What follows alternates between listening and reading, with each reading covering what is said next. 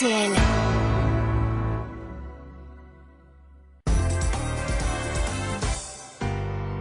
Monsieur Jack Lang, en tant que conseiller spécial de Ségolène Royal, vous avez encore passé une rude journée hier. M'en parlez pas.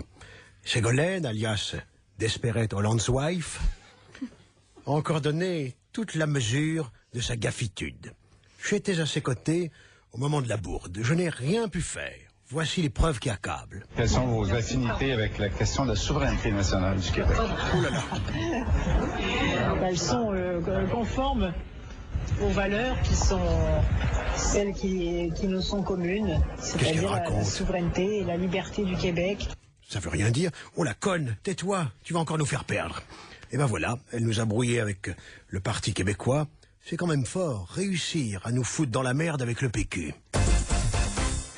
Mais il s'est passé autre chose hier, monsieur Lang. Heureusement, en effet, nous avons terminé sur une note festive avec l'inauguration du siège officiel de campagne de la candidate.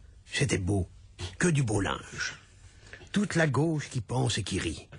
C'est une contrepétrie. Qui pense et qui rit. Qui rend, c'est qui pille. Non, qui pisse et qui rend. Ah. C'est amusant quand on le dit vite. Donc, tout ce que la gauche compte de personnalité avait rendez-vous rue de Solferino. Seuls Georges Frêche et Arnaud Montebourg étaient tenus à distance sur le trottoir d'en face par des vigiles armés. Laurent Fabius n'était pas là, il avait un mot du docteur, mais d'autres joyeux de rire les remplaçaient avantageusement.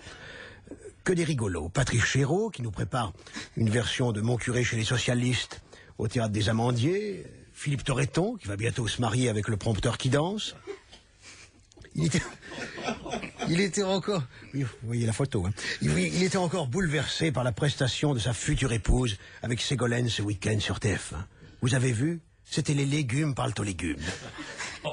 Côté people, toujours, il y avait la demi-sœur de la candidate, Mazarine Pinjot, la balle perdue du vieux tringleur de Jarnac. Côté déco, c'était chier. Des roses en plastique pendues au plaftard. On dirait des merdes de chauve-souris qui pendouillent. Enfin, ça s'est bien passé, à part François Hollande qui avait un peu abusé du mousseux pour noyer son désespoir.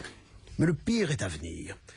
La gaffeuse charentaise doit faire un voyage aux Antilles, pourvu qu'elle ne réclame pas la souveraineté de Pointe-à-Pitre et Fort-de-France. Jean-Marie Le Pen, vous n'avez toujours pas vos 500 signatures? Nine. La conspiration continue et ce ne sont pas les 7 minables signatures du Napoléon Maigret qui vont m'aider. J'ai pourtant sollicité des municipalités que je croyais amies. Laval, nine. Vichy, renine. Même à Montoire, on m'a envoyé me faire voir. Fort de ce constat dramatique, j'ai décidé d'agir moi-même en me rendant dans le métro afin de quérir les précieuses signatures. De mauvaise langue, on dit que je jouais nazi dans le métro. Et nous avons le document. Faites place, faites place. Voilà.